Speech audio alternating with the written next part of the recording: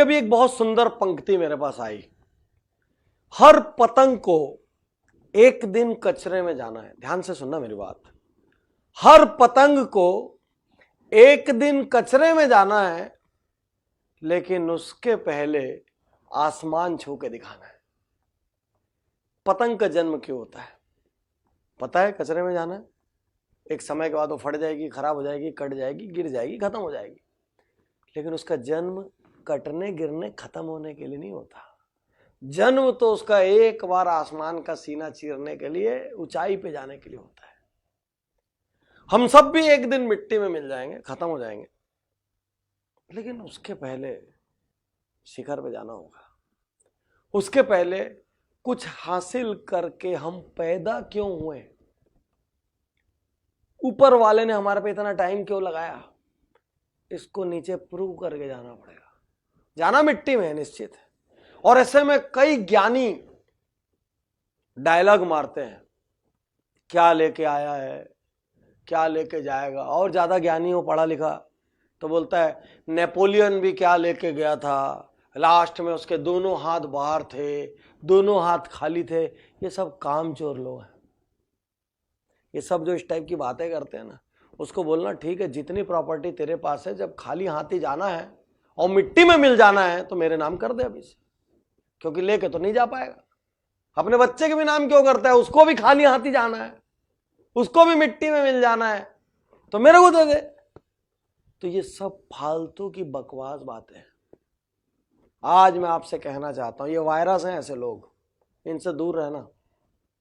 क्योंकि हर चीज की एक उम्र होती है, काम करने की एक उम्र होती है, उसमें सबको झोंक दो। जब परिवार के भीतर बीच जाके बैठो तो सबसे अच्छे पिता बनो, सबसे अच्छी माता बनने की कोशिश करो।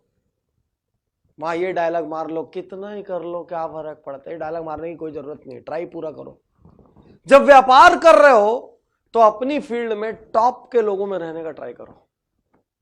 फिर ये मत डायलॉग मारो, क्या हासिल हो जाएगा टॉप पे पहुंच के, एक दिन उसको भी खत्म होना है, एक दिन मेरे को भी खत्म होना है। जब खत्म होना है तब होना है, बाद में देखेंगे वो सब। ये सब फिल्मी डायलॉग ना सुनाओ। और यदि खुद पैसे की कमाने की कोई इच्छा नहीं है, लेकिन काबिलियत है ना, तो दूसरों के लिए कमाओ।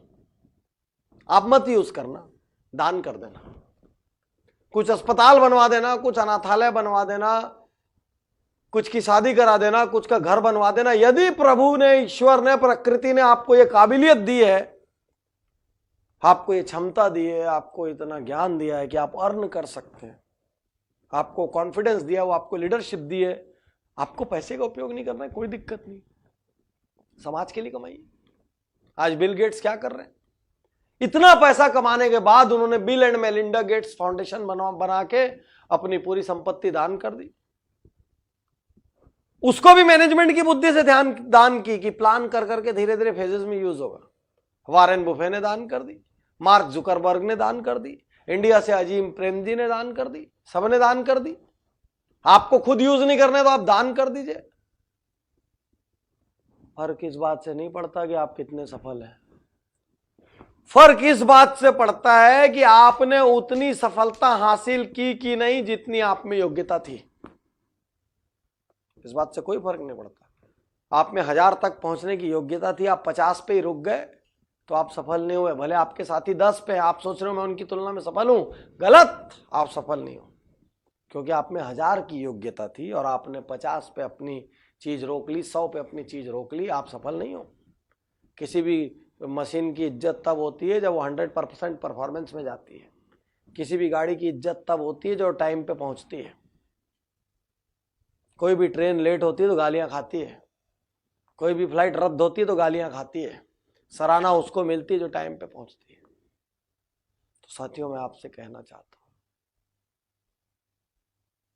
सबको मिट्टी में जाना है निश्चित है, लेकिन मिट्टी में जाने के पहले आसमान छू के दिखाना है जिस भी क्षेत्र में हम हैं। नहीं तो फिर पैदा क्यों हुए? आप तो धरती के बोझ हो, क्यों आए? फिर टाइम पास करने आए।